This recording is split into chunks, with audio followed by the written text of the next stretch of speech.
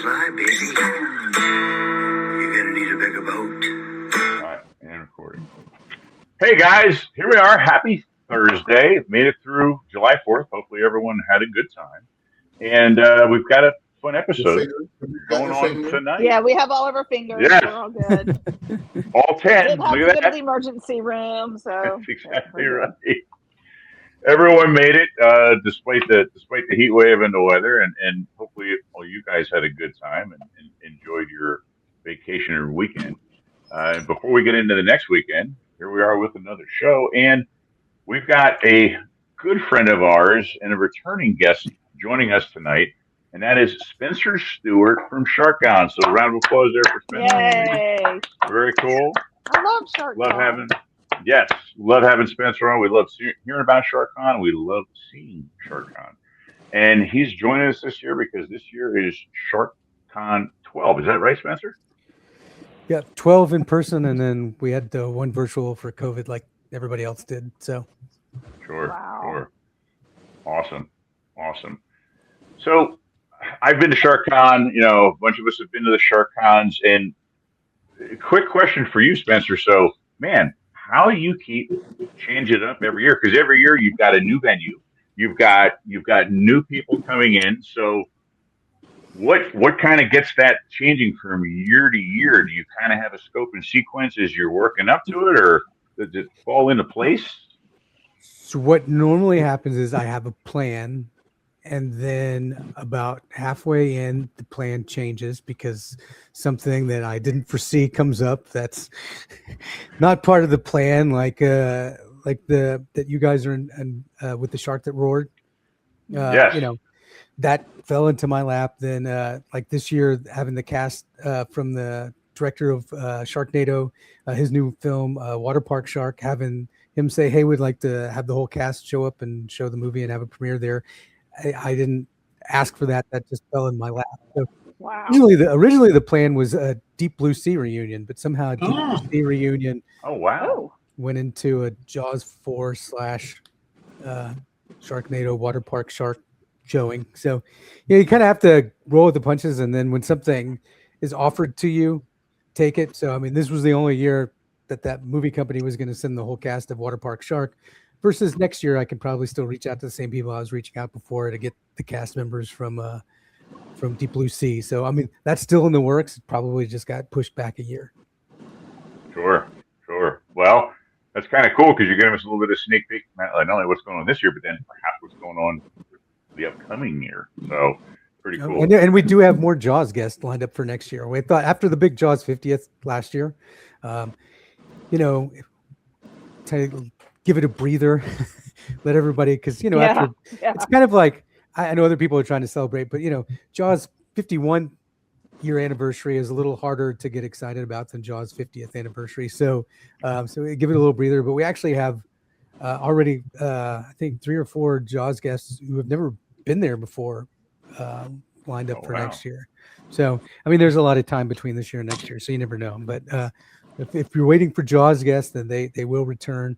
But 2 things are happening. One, at some point they've all been there, and then Jaws was 51 years ago, so the amount of people that are still kicking to show up and sign are slowly dwindling too. So having those 2 things, we have to pivot and do other fun things. But people love the Sharknado series.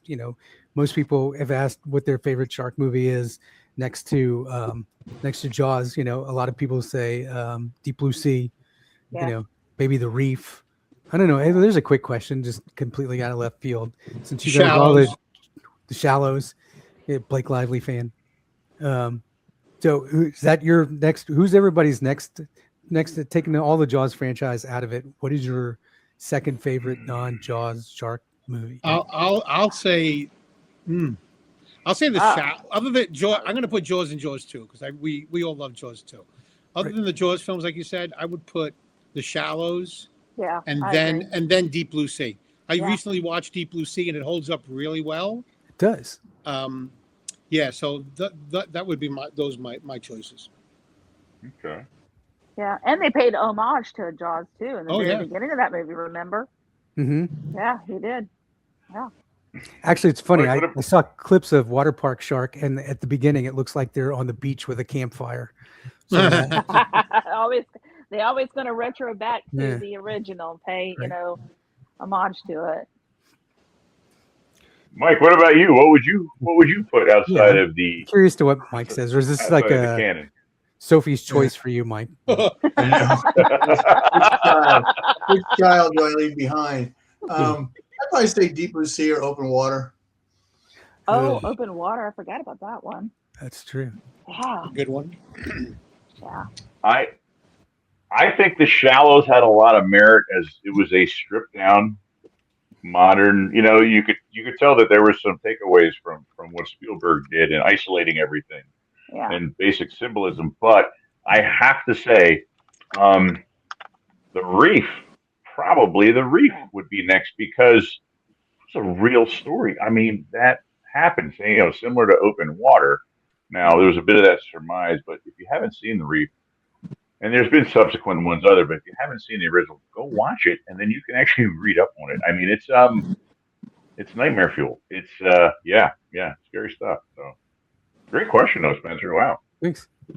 Something we don't think about very much of. Right away we stay within that comfort zone, that realm, and so we don't delve outside of it enough. So that's really good. Awesome. So yeah, excited to do that. And then we actually have, I was just writing up the thing. We have one of our speakers, speaking of Jaws, her name is Emily Spurgeon, and she's a PhD candidate right now. And she's doing her research on juvenile white sharks. So Nice. she'll be talking about doing that research. Where's she doing the research at? Right now she's out of Miami, but she's in their predator lab. But she also is from California, so she pivots between the two coasts. Nice. Because I think right now she's here doing some bull shark stuff, but her main focus is juvenile white sharks. Good for her. Speaking of myself, when we were down there, one of the more interesting things for me wasn't just sitting in on the Jaws panel, but was sitting in and listening to some ichthyologists talk. And I was able to talk with one or two of them afterwards. And it's just pretty amazing, some of the things that I've heard, or maybe things I thought were to be true or were not. And to hear some of the, not the misspellings, but perhaps some of the factual information and things that the general public really doesn't know. And I was very, very enthralled by sitting and hearing some of them. So, and you said this year you have something really interesting with someone coming in and working with sawtooth sharks. Is that correct? Yeah, there's actually two different ones, and they're involved with the Sawfish Conservation Society, and both of them are talking about their work.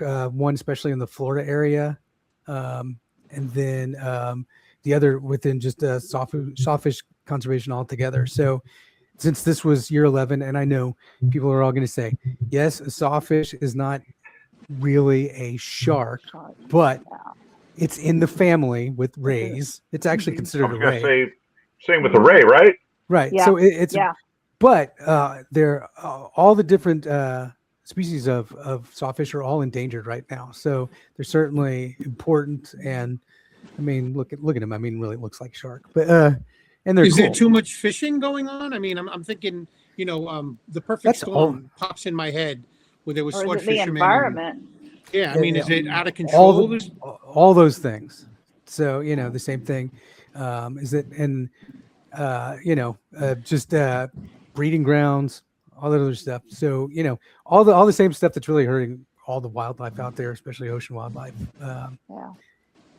They're just one of them. But, when all the different types of sawfish are all endangered, then it's something I feel like, we should certainly look into. And then, in situations like this, you remember the old NBC thing, the more you know. So the more you know, the more you can do to help, and in whatever way. And that's another thing that we put a big emphasis on. Everybody wants to know, okay, well, I know all these things are happening, but how do we help? So we actually have several people who are going to delve into like, hey, how can you as a novice, as somebody who's not a scientist or a millionaire, or, how do I help? And there's actually lots and lots of ways to do that. So we'll be going over that this year too. So again, because I think that's the thing, look, we all watched Jaws most of us when we were a kid, and, became fascinated. And so that's, believe it or not, if you talk to most of your shark scientists, like that was their into sharks. They saw it and they got interested, and then they went. Yeah. So, Yeah. but then actually going there and getting excited and then seeing like, hey, I think getting them in there once you're there, it sort of gets you fueled up to say, okay, well, this is a thing that I've been interested in and enthralled with since I was a kid and scared to death when I watched the movie. Like, how do I make sure that they continue on? So, Yeah. we try to give them the opportunity to do that and then see the difference. Like, look, Jaws is a movie. Jaws is a perfect movie. But, I'm not afraid of St. Bernards just because I watched Cujo. Like, I realized that every St. Bernard that I run into is not going to maul me to death and trap my mom in the car. So same sort of thing. So, and here's your opportunity to have fun, see the shark movies, and then actually learn, here's what the difference. And they're just so interesting that, I think learning the truth is as much fun as the movies. I think it balances out. Sometimes more intriguing at times. And going through there and seeing the amount of visual experiences and really the kinesthetic experiences that you can participate in and see, witnessing what these things look like up close as opposed to seeing a video of it, watching YouTube videos of it. Most of us grew up watching all the specials over the years. And so being able to go there and learn a little bit more and perhaps do a little bit of hands-on, to me, number one, creates a more of a direct line when it comes to that basic information and interpretation of and educating. And that's the other big thing to me is what really stood out for me when I went to SharkCon as opposed to maybe any other type of event is the amount of time and energy that you expend educating the public, both adults and children, because there's an awful lot of things that happen there to help educate the public and the children. And me being an educator, that is the number one way. If you want to get across to someone, you've got to be able to teach them about things and make them aware of things. And I'm just so impressed that you take such a more of a cerebral approach to these topics rather than, hey, come here and buy a cool shirt, grab a couple stickers. I mean, really, very much so how you lay it out there and present it. I mean, what you do goes well beyond what I expect. Well, we try. I mean, that. Speaking of which, being an educator, to me, you being an educator, one of the things that I always found was, how do you make it interesting? How do you keep the person that's sitting there engaged? And I remember going to a talk about whale sharks and where they made it. And the name of the talk was like, whale shark breeding grounds at whatever the coordinates were, at like a time. And I'm like, that, and I went, and I mean, it was fascinating, but the tagline certainly didn't sell the movie for you. So, I mean, I was like, you could literally call that like where whale sharks do it, and you're going to get way more interest than that. Like if you name that talk where whale sharks do it, I'm in. And it's literally the same talk, just how you present it. So I feel like the same sort of thing. So like, let's make this a fun, engaging things where when you tell your kids or whoever, like, hey, let's go, they don't feel like they're being forced to go to school. They're excited about whatever it is, which is why one of the things I tell the speakers and presenters when they come in, throw in personal anecdotes. Like if you were on a Shark Week or Shark Fest show, something cool had to happen during that filming, like as well as all the information that you want to get out there, like do that, because that's what really helped people connect. And then I'm probably going to remember the information you gave me because you packaged it with a cool story and it was shown in a way that looked entertaining rather than look, you probably hear this, Nate. I hear educational. I'm like, ooh, I'm all in. I want to learn something new, but I don't think everybody thinks that way.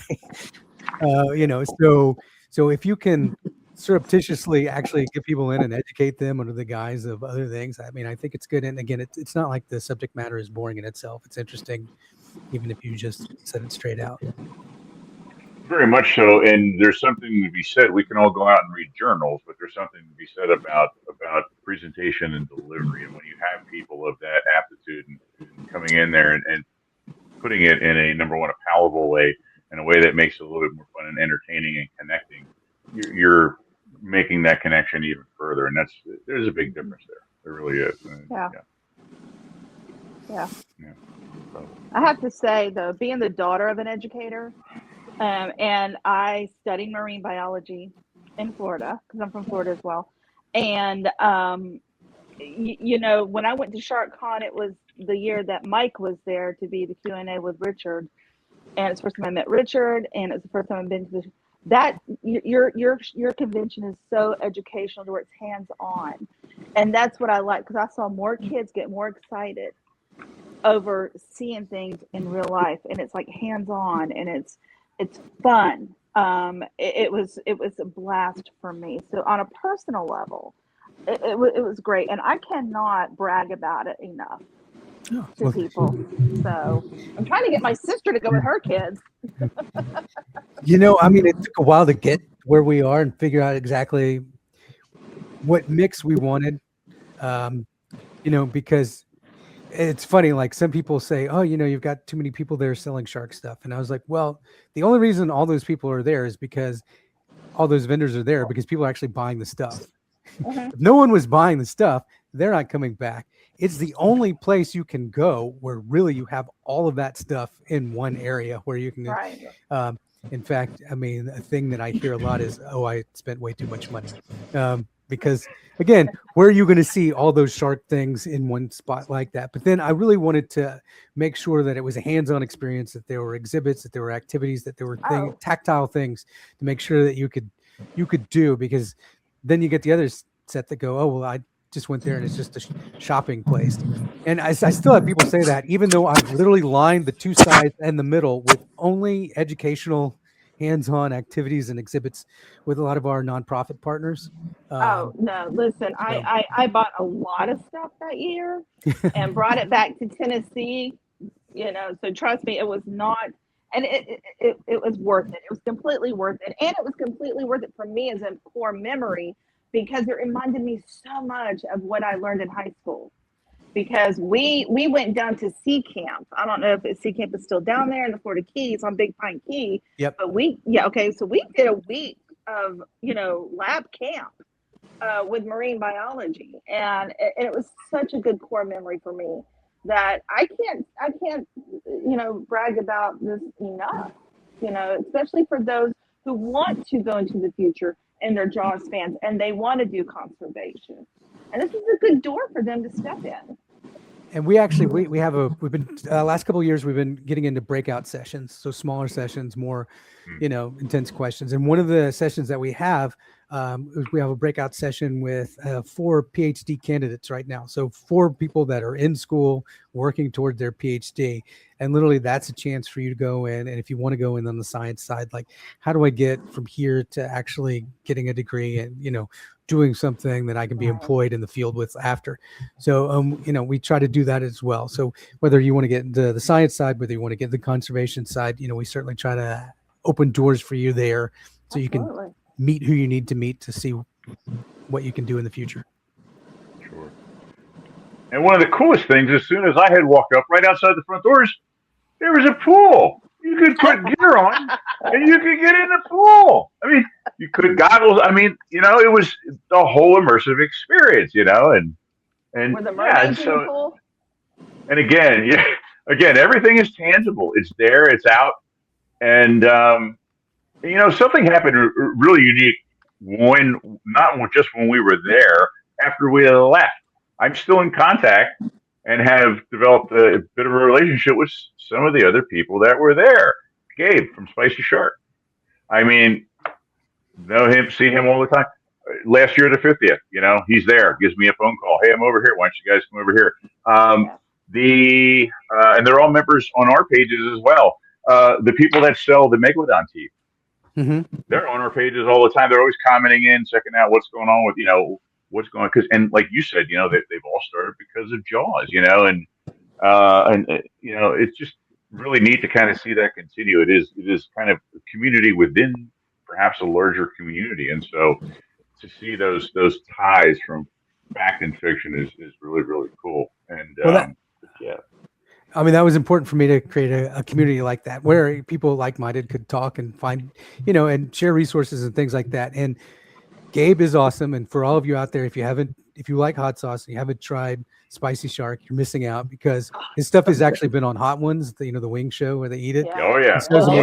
But Gabe is a true Jaws fan. Gabe owns Chief Brody's Blazer. It was at the 50th last year. Was that the I've been 50th? trying right? to beg him to drive it down, which I know is a lot, but I really want him to. I was like, look, if you park that thing in front of your booth, I mean, not that he doesn't have a huge line all the time anyway, but certainly that would. When I was like, anybody who gets a Blazer replica of Chiefs Blazer, is definitely in the family, right? Yeah, he was very cool last year outside the museum. Yeah. And he trailered it up, so you might be able to talk him into trailering it down. And the other thing is he's also a very big conservationist. I mean, very much so. So it's beyond the Jaw stuff. In fact, last time I saw and talked to him, he was working with the movement to try and stop shore shark fishing down the East Coast. You've seen a lot. The prevalence of the great whites working their way back up and down the East Coast, bigger than they've always been. People are catching them. People caught one off of Nantucket just a handful of weeks ago. Someone just had another one, I want to say, down in the Carolinas, and so they're trying to do away with that. He's very big talking about doing away with the shark ornaments, which used to be very big, and so he goes beyond again, just the Jaws thing, which is really cool. Yeah, awesome. Yeah. And he's quite the character. So if he you do, he's just a lot of fun, Yeah. As are really, that's the one thing that people always talk about communities and things like that. I got to say the community that we built, and not only me, but I mean everybody involved, is fun. That's the one thing that I've noticed that sort of is the tie that binds. Everybody's really pretty much a chill, fun person who wants to learn, wants to do better things, enjoys similar stuff, and it's created like a really fun community from those scientists like Dr. Yanni Pappas Tamateu. Wait, I think I said it right, but who's on a bunch of the shark shows on Shark Fest. But like, he's a huge Jaws fan. Like, I introduced him to Richard, and I thought, and look, Yanni is kind of a bigger dude. He's a jujitsu guy and everything. And not to call him out, but when he met Richard, he was fangirling quite a bit. He was, oh, I can't believe I'm going to meet him, and all that. Yeah, so, that's where I first met Richard, was at SharkCon with Mike. So yeah. So I mean, from the scientist all the way to just the shark enthusiasts, to people who love the movies, all that. It's really an interesting group of people that have come together, and we want to keep growing it. I mean, the bigger that the event becomes, the more opportunities I have to bring in other things and reinvest in the show. And, I mean, pull in people from from Australia, other parts of the world, Japan, things like that, because, flying those people in is not inexpensive. So to have the ability to do that and get them in there and expand what we can do and see is important. And then just, again, the more people we have involved, the better we can do, the more good we can do. And, the more likely you're able to find your tribe, so to speak. Is it always in Florida, Spencer? Do you ever come up to New York? It is, just because the logistics alone of doing that. and now I know, now I've got it down. People have really wanted me to do, and the one I've more so than New York, which I love New York and I'm there at least once a year, but is West Coast. I think that would be the next move we would do, is doing either something in San Diego or LA. Just because again, there's a ton of science going on that part of the country, right? And it would be easier to draw those people in, get them to come and speak. Plus, your actors too. I mean, most of the actors that I fly in from LA. Like 90% of the actors fly in from LA. So that would be a lot easier as well. So that the next pivot, if we ever do that, would be that. But I think it's hard to do if you don't have somebody that actually lives there to go out, because the way that I got all these vendors was every weekend for the first 5 years that I did a show, I would go to every festival, art show, boat show, everything I could do that within the state of Florida. I would drive and handpick the people that I wanted to come and be vendors. So, living there certainly is an advantage. And I don't know if I'm ready to move to California quite yet. And I mean, where you're set up in Tampa, I mean, not only is it a good venue, but it's also very accessible. When we were there, we literally stayed right across the street. I mean, right across the road, you had plenty of places, restaurants there. So, if you go and you're from out of town, as opposed to local. Very easy to get a room, very accessible. You don't have to go far. You need to take a break. You want to get something to eat. We would often do that and then just come back. Everything's there. You don't need to go far to do what you have to do. And if you're really lucky and you do what we did, you might stay at a place where some of these people that are at the Shark Con happen to be staying as well. And you walk down at breakfast time and there they are sitting around the table. So it works out like a catch-22. So yeah, very cool. Yeah. Yep, we definitely take over a few hotels that are close by. Well, that was part of one of the reasons I picked the venue that I did is I've always tried to be price conscious, and if you want people to go, let's make it as affordable. I mean, now I don't care if you make it $1. There's still going to be some people that complain that it's too expensive, but I really always am focused on making it as price accessible to everybody that I can, without going broke. But certainly, so that's one of the reasons we did it. Is it's accessible for the vendors to come in, the hotels close by that are nice hotels aren't incredibly expensive. So it was the best place I could have it where I could say, I can bring people in and I'm not going to break their wallet to have them attend the event. Yeah. Sure. Well, how about can we hit on? We talked about some of the entomologists, scientists, and biologists were coming in. Maybe we can just highlight just a few of the actors that are going to be joining you this year. How's that sound? That works. Yeah. So number one, we've got Mario Van Peebles. I mean, this is a guy who we all know. I mean, has been around. He's been in a ton of different. I mean, obviously, Jaws of Revenge, kind of like a Hooper-esque character. But I mean, I have a soft spot for Heartbreak Ridge. I'm a huge Clint Eastwood fan. And Heartbreak Ridge is an excellent film. Listen, incredible film, right? And Stitch Jones was just, yeah. I mean, I still walk around like I'm 17, throwing the one-liners out from that film. You know what I mean? The Ayatollah of rock and roll. Exactly right.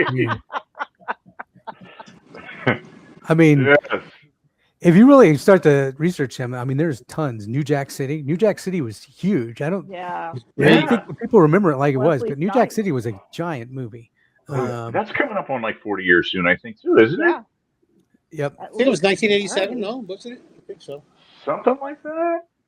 And he's done a lot of directing. He directed Ali. He directed one of the newer Highlander movies. I mean, oh, that's right. Yeah, he's a big director. By the way, have you seen? If you guys haven't seen it, it's on Netflix, so semi-free. But he's got a new series which he directed called Nemesis. And if you like that old school type New Jack City, gangster heat type show, it's been really good. I think I'm 3 or 4 episodes in, and it's really good. And he's the director on that. He's really moved, I think, more into directing. But back in the day, here's a funny thing. So the gentleman who put together the film The Shark That Roared, the new Jaws of Revenge documentary, is the one who put me in touch with Mario, and he gave him my number, and I didn't know, and he called me, and I answered the phone, and it's like coolest voice you've ever heard. I don't even want to try to mimic it, but it's like big deep, like, "Hey Spencer, how's it going, man?" And I was like, I got kind of a little tingly there. I was like, "Oh wow, I really wish I had a voice that cool," but like I've never been that cool in my life. And all he did was like say hello. And I'm like, I wonder what that's like to just be able to say hi. And people are like, "Ooh, wow."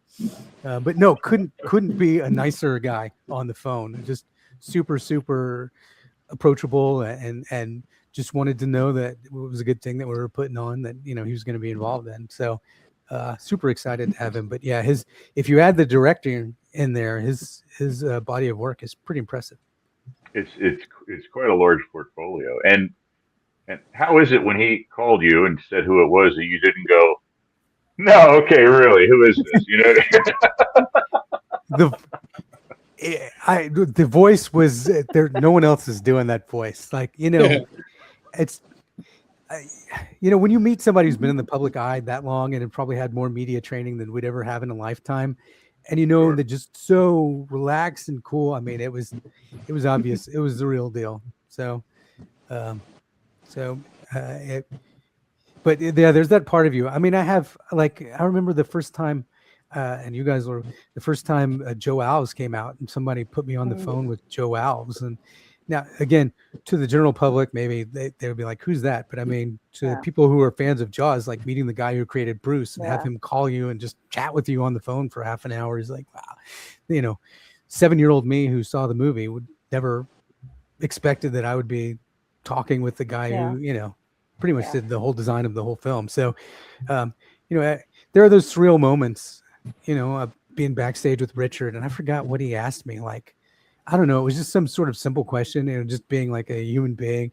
And I remember trying to answer, but I was so caught up in my head that like, I'm having a conversation with Richard Dreyfuss right now that I couldn't really pay attention, and add anything meaningful to the conversation. Cause I just wanted to I didn't want to sound like Chris Farley, where I'm like, hey, remember when you made that movie? That was really cool. I just didn't want to be that guy, but so there are those moments, and I'm sure all of you are realize that too. But there are those moments from time to time where you're like, this is just so surreal. So that was one of those when Mario Van Peebles called me on the phone. Yeah, and we've got Anthony is it Ferrante, I believe, from Sharknado, but he's done a bunch of other things as well. I know he's a lot in the horror genre. I think he even did a little bit of editing or writing for like Fangoria magazines, Cinescope, and stuff like that as well. And notably, I think he was on the third Sharknado film, I believe. He helmed all of them, and again, couldn't be a more humble, nicer guy. The first time he came, we actually showed Sharknado at the Tampa Theater, and I got to sit next to him and we watched Sharknado together. So that when, every once in a while he would like tap me on the shoulder and give me an insight on what was happening here or there, or told me how he had to convince the entire cast that, because originally I forgot it had another name. It was not always Sharknado. Like that didn't come in until like the third act. Oh, no kidding, really? Yeah, and he had to have like a serious talk with him about changing the name because he had some stars of note. He had Ian Ziering, he had and so he had to convince them like this is a good thing. This will not ruin your career to call it Sharknado. So that was again really really neat, but couldn't be a nicer guy and just really down to earth. Very cool. I forgot where I was going then. I'm sorry, I didn't mean to cut you off, Nate. No, that's right. Honestly, I'm just kind of jumping around because it's just really enthralled to see your cast this year and who you have coming on. And then, so next over there we have David Chikachi, and he's got a bit of a background in TV as well as movies, right? I think he started out TV. Yeah, he was in Baywatch. Yeah. And then apparently they're rebooting it, and he's like one of the leads in the reboot of Baywatch. But he just did a Predator movie. He did Predator Badlands. He was in that. He was in that? Oh, was he in Badlands? Wow. Did he play? What did he play in that? I love that movie. He played like one of the androids? like one of the humanoid bad guy gangs or something. Like he was the lead of that. Okay. Wow. He actually has some decent stuff. And actually, one of the reasons I'm super excited to have David there is David is also really, really heavily into animal rescue. Which pivots into what we do too. Animal rescue, and he's actually he helps. So here's a little known fact for those of you who don't know animal rescue, but a lot of times they'll go to an area where they have like an overpopulation of dogs that need to be rehomed, and they move them to another part of the country where they have more space.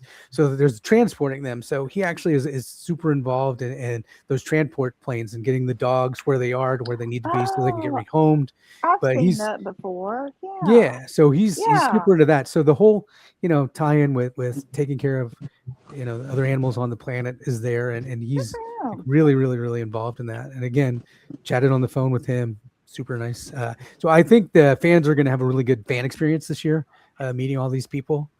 Because, I haven't met anyone where we've all met that person where we're excited to meet them. And then we got to meet them and we were like, I don't know why I was excited to meet them, but I don't think that's going to happen with any of the people that we've got this year. Super, super down to earth, friendly. And I think the fans are going to have a real experience meeting them. Sure. I'm sorry.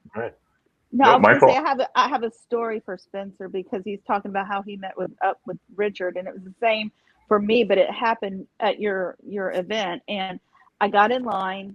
He says, "What's your name?" And I told him my name, and I said, "Because of your character, I wanted to become a female marine biologist." And he says, "Really?" And he looked at me with that Dreyfus look, like this, and said, "So if you tell me if I eat sushi back there and without a beat," I looked at him. I said, "If you go back there and get sick because you had sushi, I will never forgive you. I've waited 40 years to meet you. Please don't do that." And he looked at me and giggled, looked at his assistant. He goes, "I like her. She's hilarious." I'm like, "Please don't do that." And then he snuck up on me again. I was sitting in Mike's booth. He snuck up on me again, leaned over. He says, "Is this where we get the Dreyfus autographs?" I said, "Hell yeah." And he says, "That's what I thought." And just walked on. It was so surreal for him to be that down to earth with me. So I thank you for that. Thank you for that. You're welcome. I mean, that's one of the things we always try to do is I feel like, if you can have one memorable experience that you walk away with where you're like, oh, wow, that was, I can't believe that happened. Then I've done my job. You've done your job, sir. Thank you very much. And both of these gentlemen that we're talking about are also involved in Water Park Shark, which is the movie you said you guys will be showing down there. Yep. Correct? Yep. So the floor show actually ends at 5, and then we're going to show that at 5:30. So what we're going to have you do is, if you're interested in watching it, prior to us closing, we'll line you all up and load you in, and then we'll close the rest of the floor and just have that, because one, it's more of adult, and like you said, we have a lot of tactile things, and I want little kids to be excited by sharks. So I don't want them to walk by and look at a giant screen and see anything that they might not understand, or that I will have to explain, or that they'll have to talk to their therapist about in a few years. So I don't want to have any of that. So I figured it's just easier to close it, and then we can have the show. And then when the Q&A is going on afterwards, we can be a little more adult. I mean, you know what I'm saying? Like, people don't necessarily have to watch their P's or Q's as much. Sure. And actually, this year we're sponsored by Blue Shark Vodka, that gives back. They give back a proceed of their profits to the Atlantic Shark Conservancy, so they help with that. But they're going to make a special water park shark drink that will be available during the screening as well. So you'll be able to get your water park shark drink. Say that 3 times fast. Oh my God! But again, I don't want to have a bunch of people, drinking vodka with a 6-year-old there who's, watching someone getting eaten in half. So to try to do that, we're close it, do it, warn everybody ahead of time. Like, look, if you want to bring your 8-year-old here, it is on you. You have been barely warned. Because people are going to be drinking vodka, and we're going to be watching, sharks in the water park eat people. So it's on you. So that's why we're doing that. But literally, it'll coincide. Like, the show will end, you'll just go sit in the theater and get ready, and then we'll clear it out and start it up. Sure. And so the Blue Shark Vodka, I've always wanted to get my hands on one of their bottles. They have a bottle, and it has, the bottom of the bottle has a shark. It's handmade. It has a shark, and it's dyed blue. I don't need to drink it. I just want a bottle because it's so cool. It has the shark in the bottom of the bottle. It's really, I've never seen that. Yeah, really cool. Yeah, I'll show you guys later.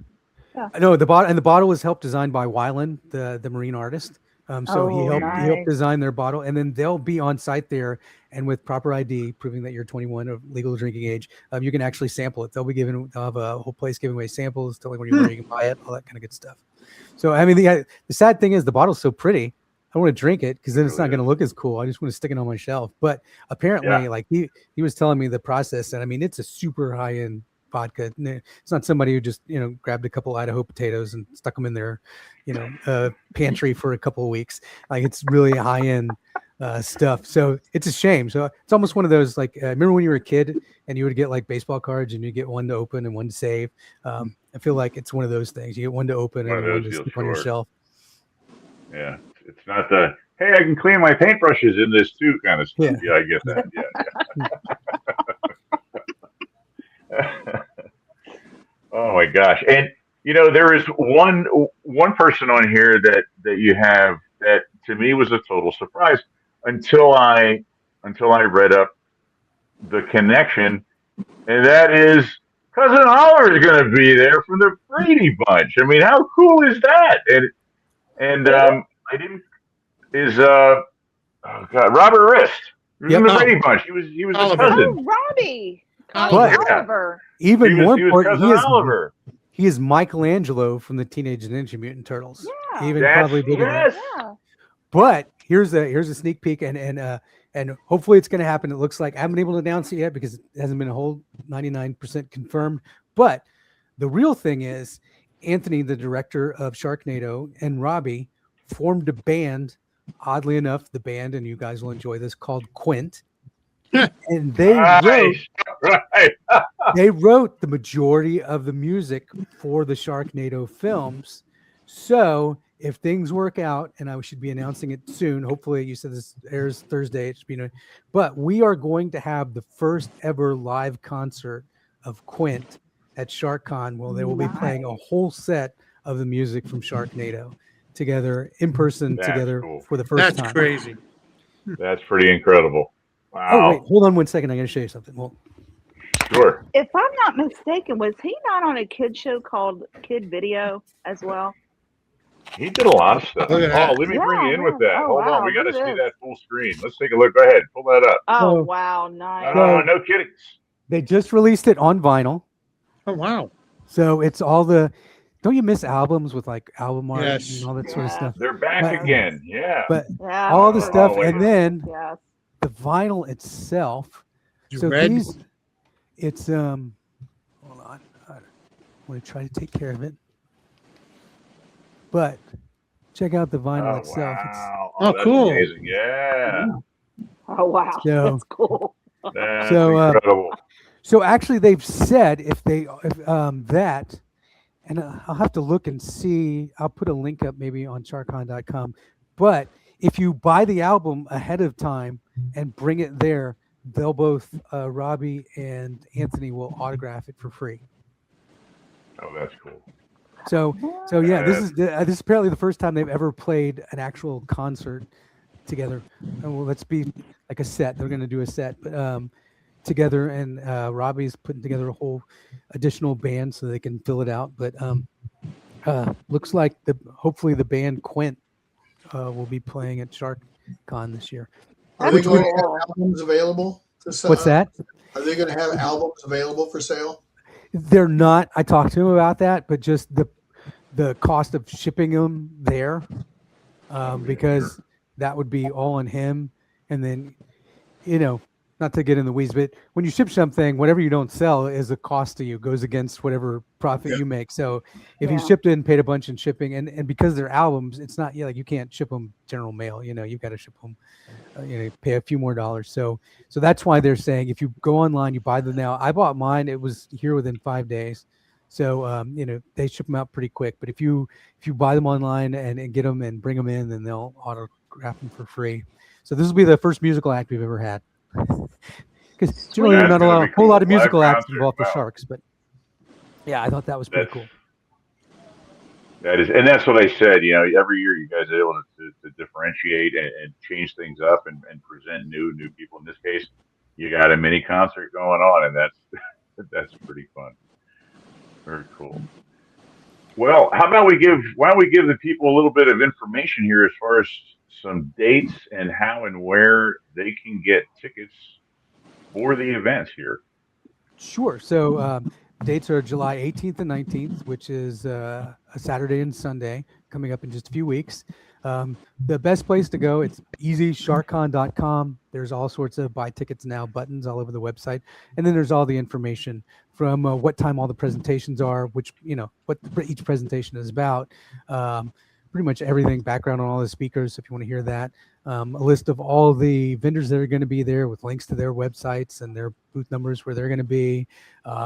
Links to all the nonprofits and all the shark organization and ocean conservation organizations that we work with and where they're going to be. So, and then our sponsors, where you can go to pick up Blue Shark Vodka or, our others.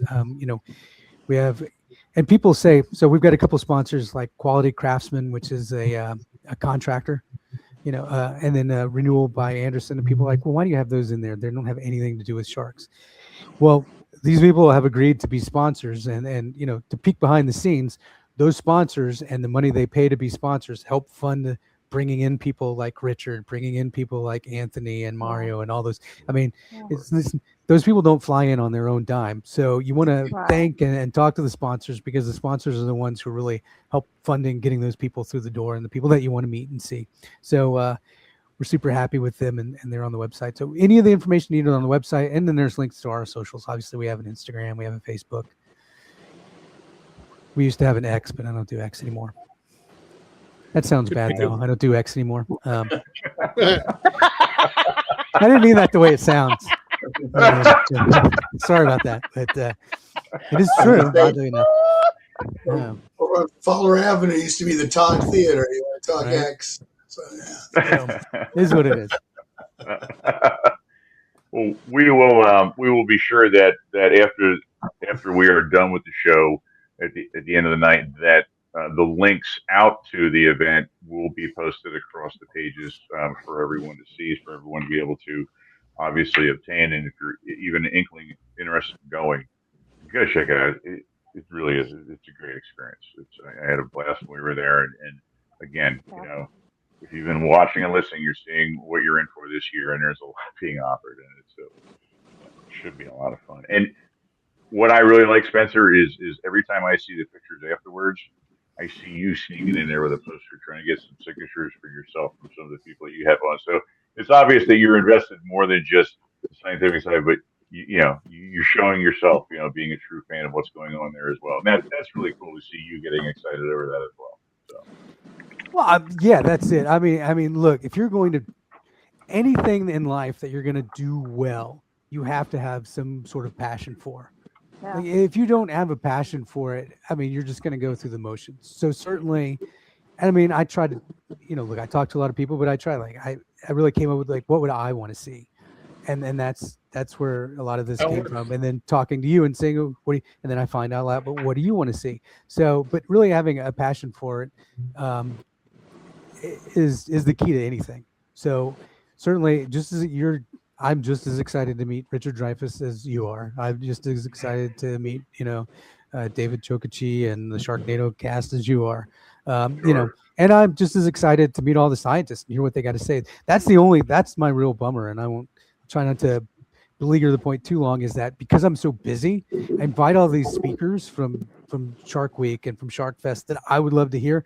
Never get to hear any of them because man, double-edged sword. Sadly. Yeah, because I unfortunately during those 2 days I don't have an hour to just sit down as much as I. So that's one of the reasons people are like, oh, why don't you get other people to moderate? Or look, it's funny, and not everybody has the background that Michael has on moderating Jaws stuff, but the number of people that necessarily don't have the breadth of the background that he does say, oh, I'd love to moderate the panels. And I'm like, the line of people that would like to moderate the Jaws panel is actually pretty long. Like, I appreciate you asking, but that's one of the reasons I throw myself in there, because at least I get to hear that by making myself a part of it.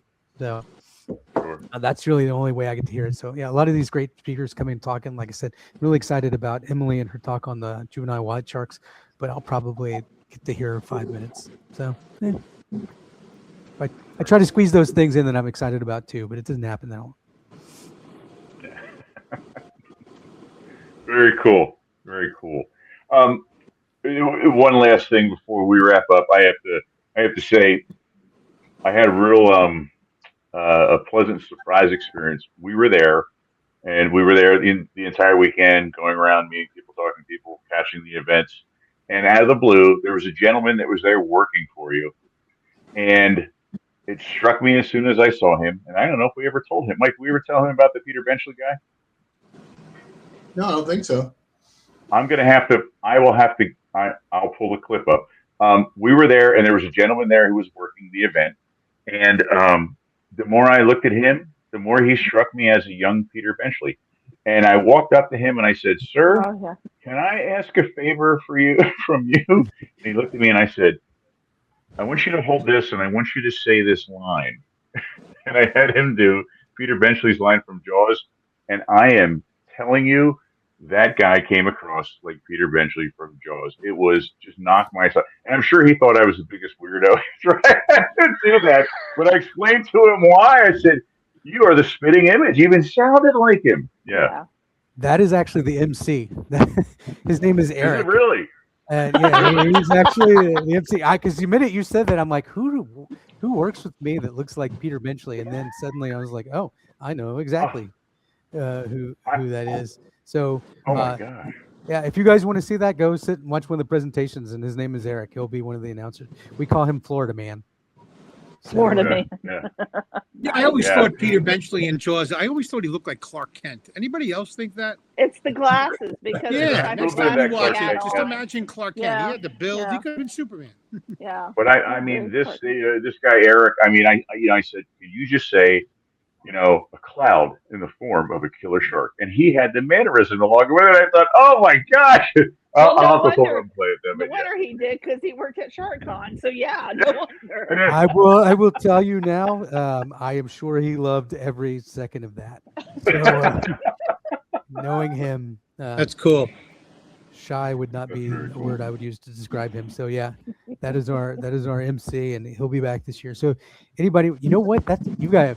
I need to dress him up. I need to dress him up like Peter Benchley from Jaws as the reporter from Jaws. Yes. We need to dress him up like that. And welcome people in. Yeah. Yeah. If anybody dresses up like the mayor and just have him, do a segment with a fake microphone, or at the beginning of one of the talks or whatever, have him. You know what? I'm going to send the clip to you, and if you're not sold, or if you want, share it with him and see if he even remembers the weirdo to ask him to say that. And then because I was just so enthralled, like it was great. It was great. So yeah, awesome. Weirdo. I meant me. I was a weirdo to ask him to do it, not him. He was spot on. I'm sure afterwards he was like, "You should have seen the guy I met today." It's like back there behind the curtain, hiding, going, "Keep him away from me." He was a great sport. He played right along and had no problem. It was really cool mode. So yeah, that's cool. That's funny. Yeah, awesome, great. Well, Spencer, we want to really thank you for taking the time to hop on with us and to give us a little bit of insight into what's going to be happening this year at SharkCon 2026 down in Tampa. And it just sounds like you're going to have an incredible lineup and just a lot of fun, a lot of education, a lot of hands-on, a lot of variety, and even a little rock and roll to follow you through with that. So, it sounds like it's going to be a blast. So, awesome. So, with that being said, as always, what we do here is we don't say goodbye. We do a little fins up. Fins up. Until the next time, and then we're going to let not the band Quint, but we're going to let Quint take us out. He kind of wraps up our shows every time. We want to thank everyone for joining us. Hope you guys have a wonderful end to your week, and we will see you later as Quint takes us out. So if you have a cup or a mug or a glass. Right. Yeah, I have my Coca-Cola bottle. Well, there you go. Grab whatever you got, pick it up, and we'll let Quinn take us out here, guys. See you next weekend, Spencer. All right. See you guys then. Spanish ladies. Farewell and adieu, you ladies of Spain. For we've received orders for to sail back to Boston. And so never more shall we see you again. Good night, everybody. Cheers. Bye. Have a great weekend. Check out SharkCon.